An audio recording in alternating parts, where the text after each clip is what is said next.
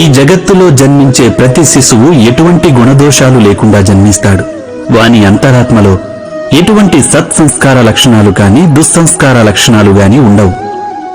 అనగా జన్మతః పిల్లల్లో ఎటువంటి గుణాలు కాని దోషాలు కాని ఉండవు.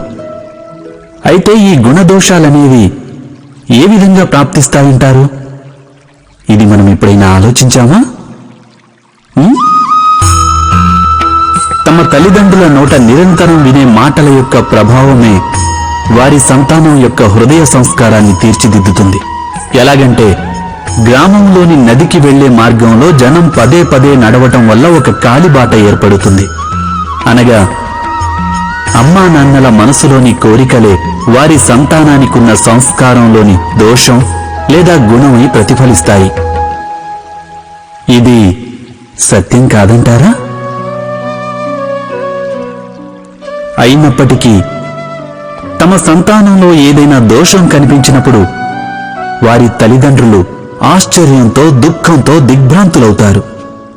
వారి హృదయం వారిని నిలదీసి ప్రశ్నిస్తుంది, తమ సంతానానికి ఇంతటి కుసంస్కారం ఎలా వచ్చిందని. సత్యమేమిటంటే పిల్లల్లో తల్లిదండ్రులు అనాలోచితంగానే అయినా కుసంస్కార బీజాలని నాటుతుంటారు. అవి వారి పిల్లల మనోఫలకం మీద కుసంస్కార వృక్షాలై పెరుగుతాయి. అనగా తమ సంతానం సంస్కారవంతులుగాను ధర్మబద్ధంగానూ ఉండాలని ఆశించే ప్రతి తల్లి తండ్రి ముందుగా తమ మనసులోని కోరికలను నియంత్రించుకోవడం అనివార్యం కాదంటారా?